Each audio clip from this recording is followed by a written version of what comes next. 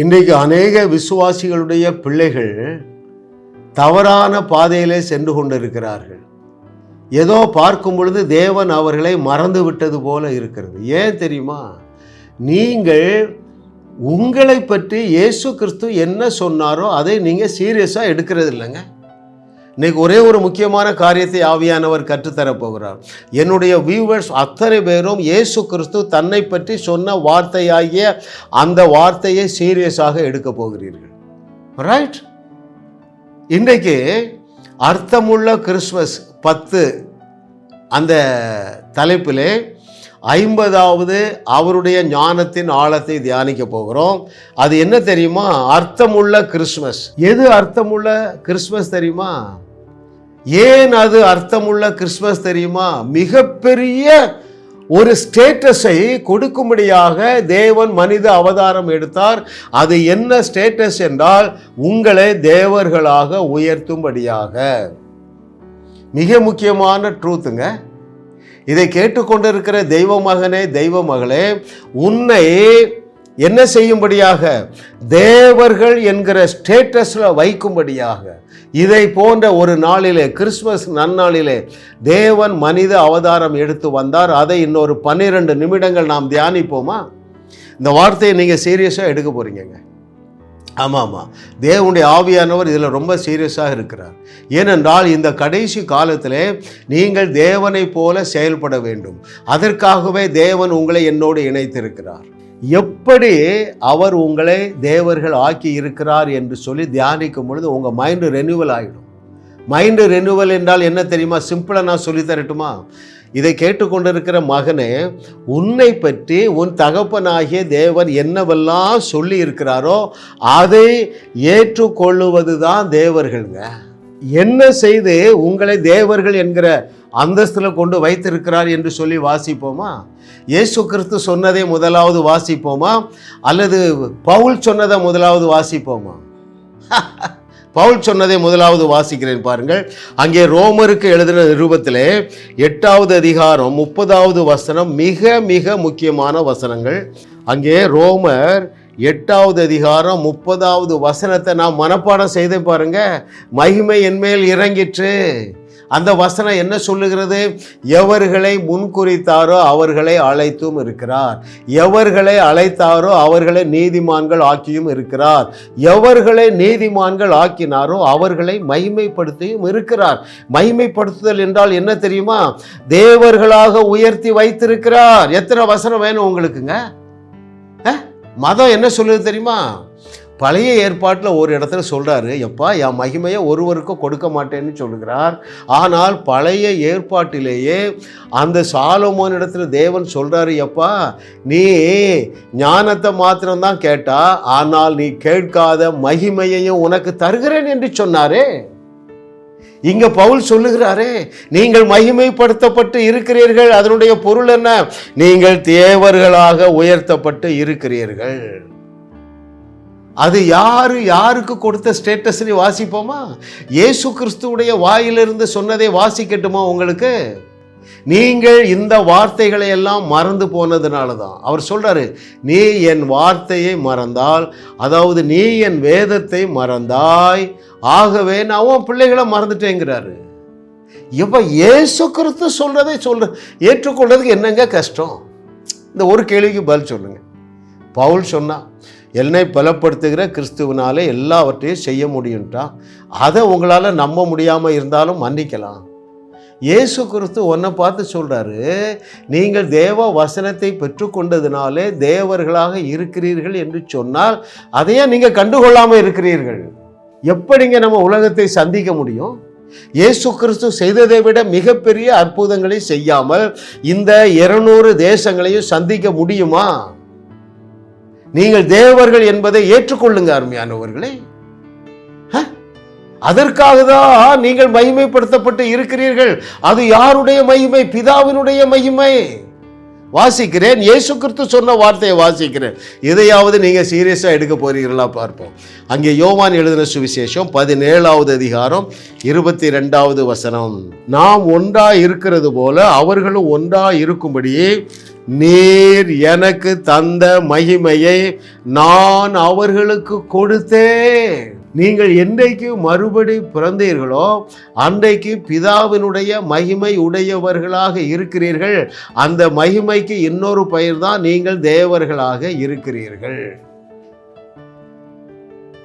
ஆமா, இதை கொஞ்சம் மெடிடேட் பண்ணுங்க, தைரியமாக மெடிடேட் பண்ணுங்க. என்னை பற்றி என் இயேசு சொன்னதை நான் ஏற்றுக்கொள்ள ஆவியானவரை எனக்கு உதவி செய்யுங்கள் என்று சொல்லி தாழ்மையோடு கேளுங்க.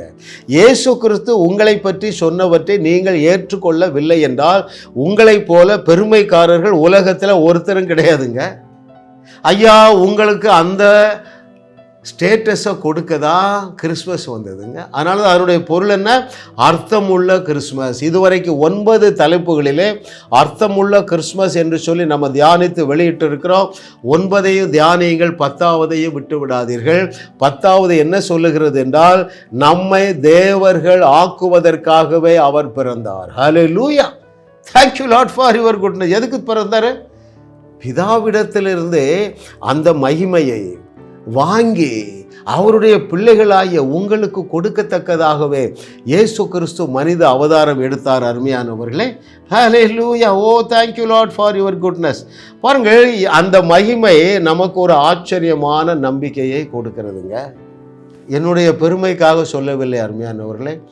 என்னைக்கு இந்த யோவான் எழுதின சுவிசேஷம் 10வது அதிகாரம் 34, 35 நான் திரும்ப மெடிடேட் பண்ணணும். அது என்ன சொல்லுகிறது? தேவ வசனத்தை பெற்றுக்கொண்டவர்கள் தேவர்களாக இருக்கிறீர்கள் என்று இயேசு கிறிஸ்து சொன்னதை என்றைக்கு என்னுடைய மனம் ஏற்றுக்கொண்டதோ அந்த நாளிலிருந்து ஒரு நாள் கூட அற்புதம் நடக்காத நாளே கிடையாதுங்க. Not even one day without a miracle. சில நாட்களில் ஒரே நாளில் 100 அற்புதம் நடக்குது. ஒரு சர்ச்சில் பேசுகிற 700-800 பேர் இருக்காங்க. 140 பேர் அன்னைக்கு சுகமடைந்தார்கள். அருமையானவர்களே, ஏன்? நான் தேவனாக இருக்கிறேன் என்பதை என் மனம் ஏற்றுக்கொண்டு விட்டது. பயப்படாதீங்க, பெருமை வராது. இதுதான் பெருமை. இயேசு கிறிஸ்து உன்னை பற்றி சொன்ன வார்த்தையை தூக்கி நீ ஓரம் வச்சிட்டீன்னா உனக்கு தான் திமிரு அதிகம். எதெல்லாம் கோட் பண்றாரு பாருங்க. எப்பா, பழைய ஏற்பாட்டிலே சொல்லி இருக்குது. அதை வாசிக்கவா? 82வது சங்கீதம் 6 மற்றும் 7வது வசனங்கள். நம்பரை ஞாபகம் வைங்க. தேவனை போல செயல்படுவீர்கள், குதூகலமாக இருப்பீர்கள். உங்களை தேடி ராஜாக்கள் வர வேண்டாமா? நீங்கள் அறியாத தேசத்தார் உங்களை தேடி வர வேண்டாமா? அங்கே சங்கீதம் 82 6 மற்றும் 7வது வசனங்கள். நீங்கள் தேவர்கள் என்றும் நீங்கள் எல்லாரும் உன்னதமானவரின் மக்கள் என்றும் நான் சொல்லி இருந்தேன். 7வது வசனம், ஆனாலும் நீங்கள் மனுஷரை போல செத்து லோக பிரபுக்களில் ஒருவரை போல விழுந்து போவீர்கள். ஐயா, நீங்கள் தேவர்களாக இருக்கிறீர்கள் என்பதை ஏற்றுக்கொள்ளாதவர்கள் மனுஷனை போல செத்து விழுந்து போவீர்கள் என்று சொல்றாரு. அதை நாம் முற்றுப்புள்ளி வைக்க வேண்டாமா அருமையானவர்களே? அதற்காக தானே ஜாஸ் மினிஸ்ட்ரீஸ்ல நீங்க இணைந்து இருக்கிறீங்க.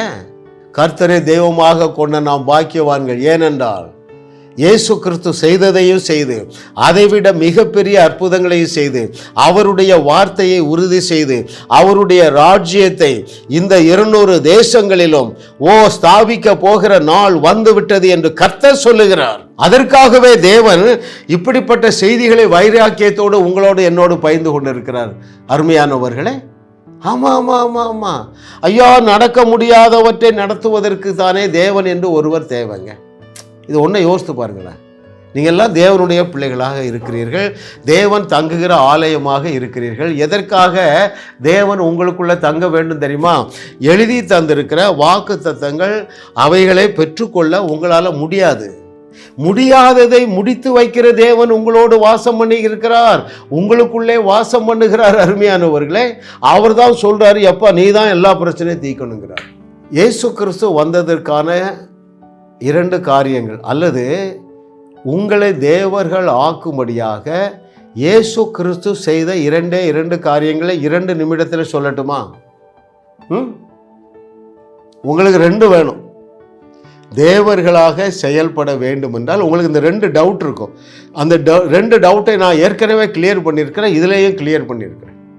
நீங்கள் சிலர் என்ன நினைக்கிறீங்க, பிரதர் உங்களுக்கு தெரியாது பிரதர், இன்னும் சில பாவங்கள்லேருந்து என்னால் வெளியே வர முடியலன்னு நினைக்கிறீங்க இல்லையா? நீங்கள் பாவத்திலெல்லாம் விட்டு தகுதி அடைய வேண்டும் என்று நீங்கள் விரும்புகிறீர்கள். அது கிரியை. உங்கள் கிரியையை நம்புவீர்கள் என்றால் உங்களுடைய விசுவாசம் விருதா. கிரியைகளினால் அல்ல, எழுதி தந்திருக்கிறார் பாருங்க. நீங்கள் நீதிமான்கள் ஆக்கப்பட்டு இருக்கிறீர்கள், நீங்கள் பரிசுத்தவான் ஆக்கப்பட்டு இருக்கிறீர்கள். இவைகள் 2மே விசுவாசத்தினாலே நீங்கள் ரட்சிக்கப்பட்ட பொழுது பெற்றுக்கொண்டவை என்பதை ஏற்றுக்கொள்ளுவீர்கள் என்றால் நீங்கள் தகுதியாக்கப்பட்டு இருக்கிறீர்கள் என்பதை உங்கள் மைண்ட் அக்செப்ட் பண்ணும். பவுல் என்ன சொல்லுறான்? நான் விரும்பினதை செய்யாமல் வெறுக்கிறதையே செய்கிறேன், விரும்பாததையே செய்யுங்கிறான். அவன் தான் சொல்லுறான் நான் முற்றிலும் ஜெயம் கொண்டவர்களாக இருக்கிறோம் என்று முழங்குகிறான். அருமையானவர்களே, என்ன பலப்படுத்துகிற கிறிஸ்துவனால எல்லாவற்றையும் செய்ய முடியுங்கிறாங்க. பாவிகளிலே பிரதான பாவி. ஐயா, விசுவாசத்தினால நீங்கள் என்னைக்கு ரட்சிக்கப்பட்டு இருக்கிறீர்களோ அன்றைக்கே விசுவாசத்தினாலே நீங்கள் முற்றிலுமாக தகுதியாக்கப்பட்டு இருக்கிறீர்கள். நம்பர் 1, இதை அறிந்து கொள்ளுங்க. எந்த அளவுக்கு நீங்கள் தகுதியாக்கப்பட்டு இருக்கிறீர்கள்? அவர் இருக்கிற பிரகாரமாக இருக்கிறீர்கள்.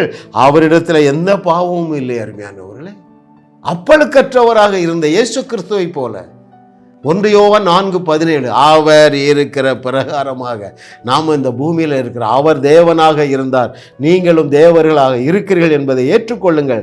2வது பாருங்க, உங்களுக்கு எந்த அளவுக்கு உங்களை எம்பவர் பண்ணியிருக்கார் தெரியுமா? அவர் செய்ததை விட பெரிய அற்புதங்களை செய்ய. அவர் இஸ்ரேல் தேசம், யூதேயா, கலிலேயா 2 தேசத்துக்கு தாங்க போயிட்டு வந்தார். நீங்கள் 200 தேசங்களுக்கு போக வேண்டாமா? எப்போ போவீங்க?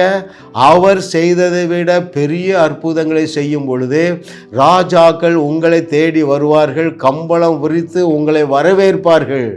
ஹல்லேலூயா! அறிந்து கொள்ளுங்கள், தேவன் உங்களை தேவர்கள் ஆக்கும்படியாக மனித அவதாரம் எடுத்த நாள் கிறிஸ்துமஸ் நன்னாள். ஜாஸ் மினிஸ்ட்ரி செய்திகள் மூலமாக நீங்கள் ஆசீர்வதிக்கப்பட்டிருக்கிறீர்கள். நீங்கள் இந்த ஊழியத்தோடு கைகோர்க்கும்படியாக உங்களை அழைக்கிறோம். நீங்கள் காணிக்கை விதைக்கக்கூடிய நல்ல நிலமாக ஜாஸ் மினிஸ்ட்ரிஸ் இருக்கிறது. விசுவாசத்தோடு உற்சாகமாக பெருக விதையுங்கள். தேவன் உங்களை 1000 மடங்கு பெருக செய்வார்.